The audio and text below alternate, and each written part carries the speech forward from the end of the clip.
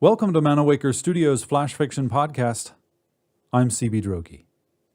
Before we get to this week's story, the first story of the podcast's fourth season, I'd like to step in and talk with you about the podcast itself. I'm CB.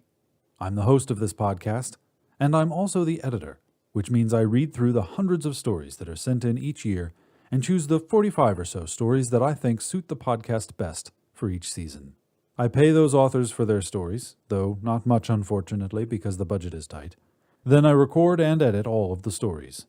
In addition to this podcast, I have a few other projects going, like a weekly comic, semi-regular anthology productions, and writing my own stories.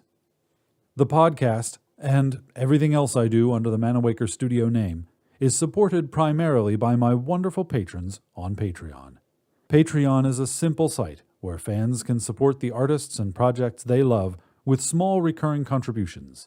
For $1 per month, fans can help support the show, and also get access to bonuses like early podcasts and comics, and an inside look into Manawaker projects.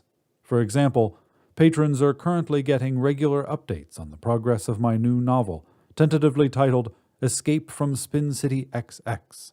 Also, the more support the studio gets, the more I can pay the authors who contribute to it, and I would love to be able to pay the contributors professional rates someday for these amazing stories. As an additional reward, anyone who joins the Patreon at the $5 level before the end of February will receive a small Manawaker Studio swag pack, including a very nice enamel pin featuring the new Manawaker logo. So, if you think this podcast is worth at least $1 a month, or if you just want to learn more about how Patreon support works, please head over to patreon.com/Manawaker. That's patreon.com/MANAWAKER. There is also a link in the show notes.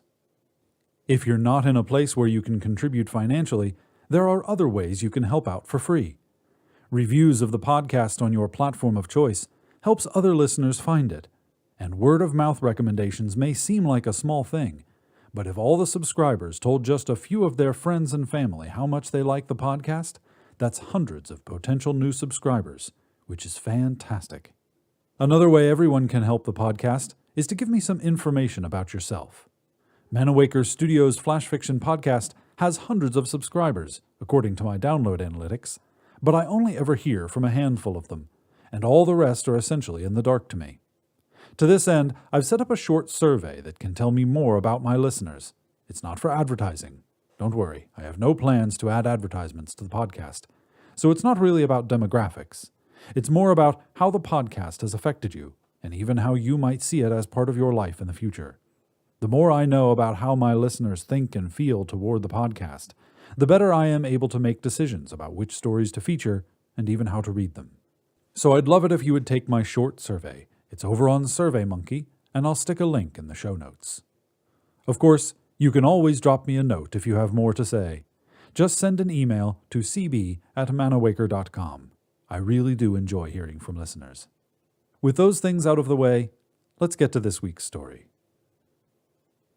Category 5 by Ashleigh Gauch. My scales shimmer in the sunlight, unseen by the reeling masses of psychically dozing apes below. I knew from the moment I was born that I belonged in the skies, and my sinuous body unfurls above golden strands of wind I've braided into baskets to support my weight. I can't contain my excitement, and some of the evergreens on the surface snap and fall, unable to resist the force of my elation. Whoops. Control paired me with a veteran. I've heard his name before, Augustus. He shook the skies with his rain-calling roar millennia ago, summoning the great storm humans still whisper about flooding the world, with a rookie partner who long since passed into the great sky beyond. They warned me about the difficulty in working with him, of the demands our assignments would place on my body and mind. I was confident then. Certainty about my place in the universe falters as I approach him, assignment in claw. Can I really craft a murderous spiral to claim over 1,000,000 souls my first time in the middle world? All of my training happened in the upper, where strands of magic separate and blend with little effort. The spring showers I've summoned in the middle, with their gentle fat drops of warm rain, blanch in the face of the gale I've been assigned. My tongue clicks, sandpaper against my parched throat. Augustus awaits me, his great sapphire gold wings spread languidly across the Cascade mountaintops, wise eyes meeting my eagerness with contempt. "You're awfully small for this assignment," he growls. His nostrils flare as he traces my length.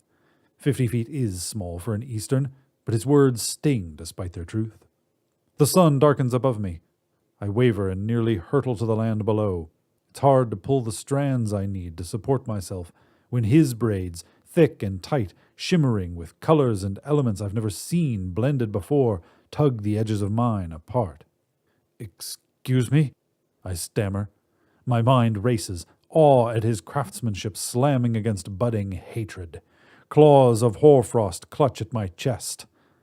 I look just beyond his elongated snout to the shimmering waters behind him. "I received top marks in the Meteorological Management Academy." His silver-blue orbs roll with great exaggeration.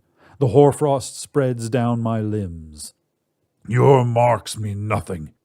The only results I respect are those I witness." He raises himself from the earth, bones cracking down his spine, and summons aquamarine water strands from the mountain tops. His braids astound me with their shimmering complexity, silver and blue strands of water mixed with just enough orange glowing fire from the sun to heat without evaporating. They tangle and weave into clouds high in the atmosphere under his watchful eye, and a warm front is born.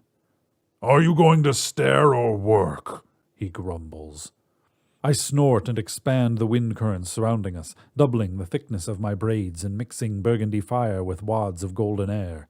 Control ordered us to craft a hurricane of magnitudes yet unseen by the kingdom of man. Punishment for their attempts to control what has always been rightfully ours. Just because they can no longer see us, our graduating class was told, does not mean they can escape punishment. Even their own legal systems acknowledge that ignorance is no defense. When my attention returns to Augustus, his massive form is minuscule against the endless ocean in the distance. How did he move so fast? His braids trail behind him, pulling a larger series of knots toward mine. His deep, bitter voice shocks my mind. "Send me your wind. Don't be overeager. Even great storms take finesse." How dare he instruct me before he's seen my work?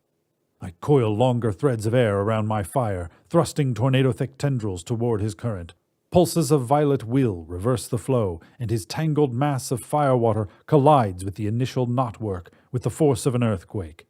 "Watch it!" I'll show him what I can do. Below, mile-high waves explode against the rocky shore. I extend my vision to the surface. Wooden structures built by the offending creatures crumble under the weight of my tsunami. Augustus tangles my wind coils and sets them spinning. Lightning crackles to the ground from overstretched cords. I feel my life energy slip into the blast as my rage builds. The storm builds to earth-shattering size. Tiny fleeing creatures are ripped from the ground, screaming, and their pain threatens to cool the rage I've lost control of. A brief flash of sympathy passes through my mind, weakening my shaky grip on the storm's braids. "Keep hold on it. There's too much wild energy here to lose it. We have an assignment, not a death warrant for the species." His words barely reach me in the red haze. Wind howls around us now, and control of the storm slips between my claws. I grasp at the braids. They burn the tender flesh between my scales.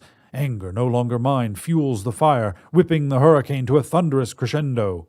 Control wanted death. I have become its harbinger. "Don't be so eager to prove yourself that you lose your life," Augustus shouts. The force of his words untangles the fire braids I'd nearly lost, and I yank hard on airy cords to slow the storm.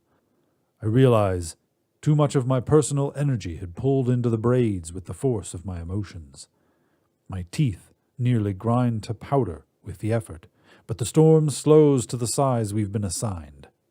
I'll do better, I promise, and watch the death tally from Control rise. Perhaps now they'll listen. Maybe I will too. This has been Category 5, written by Ashleigh Gauch.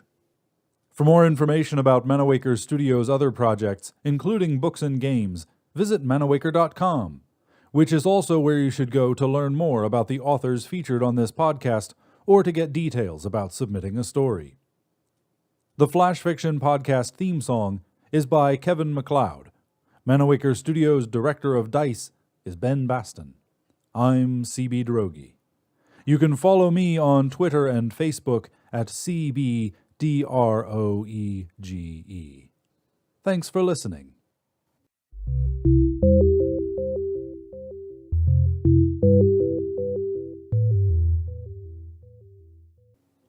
On the next installment of Manawaker Studios' Flash Fiction Podcast, she felt everyone staring at her favorite team's logo emblazoned across her chest. They're my team. Let's face it, this is as close to the Super Bowl as they're going to get.